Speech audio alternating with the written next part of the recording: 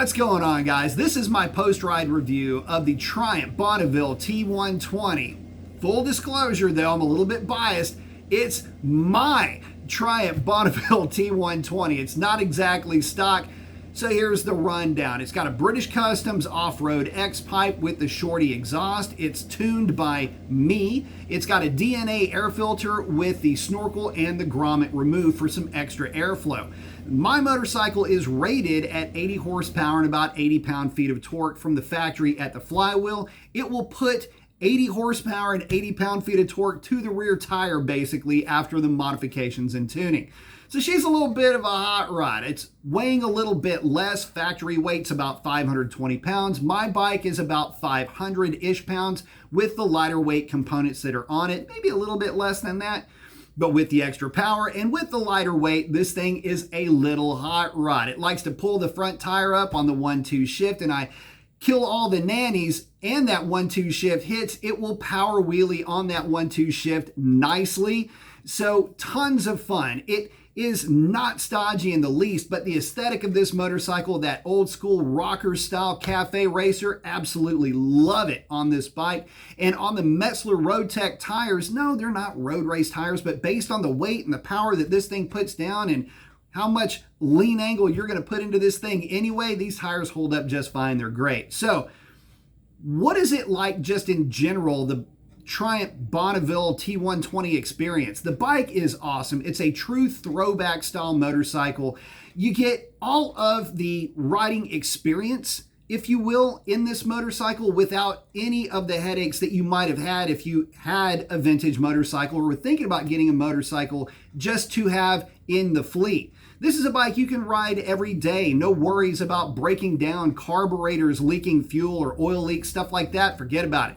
The new Triumph's got you covered. Plus, it's water cooled, meaning that it's going to be running cooler. This bike is not going to cook you to ride it. It's a real comfortable machine to take on long trips, but even if you get stuck in traffic, it's plenty silky, and that's part of the unique nature and charm of this bike. You get all of the old school cool, and you get quite a bit more power to go along with it. Again, this bike's making about double the horsepower of what the old Triumph T120 would have been making back in the day, the bike that might be on a poster somewhere. You know, those classic motorcycle calendars, that T120, that is what this bike is here to emulate. It gives you all of that experience just without any of the headaches. And with rider augmentations, if you will, you've got rider modes like road and wet. My motorcycle has got heated grips.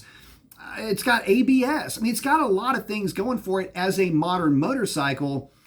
You just don't ever notice it. It's not intrusive. Matter of fact, I forget that my bike has ABS or heated grips pretty much every time I ride it. Rain mode, didn't even know that existed at first. So yeah, no, this is a great bike. Now, admittedly, it's not cheap. Bonneville T120 is going to check in between $12,000 and $13,000 new. Modifications, now the sky's the limit with that. But guys, you get what you pay for. And when it comes to modern retro motorcycles, well, Triumph is basically the top of the food chain. Fit and finish is unprecedented and unparalleled. You gotta understand that if you're buying a Triumph and if you're looking for that old school appeal, that old school aesthetic, that is the riding experience that you're going for, but you want the power and the modification ability, if you will, to take this machine wherever direction you choose.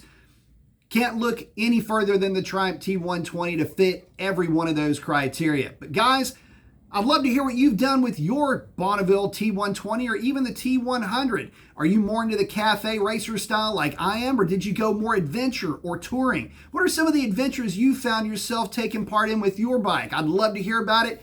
Post it down low. I'll put a link in the description to the ride-along video as well.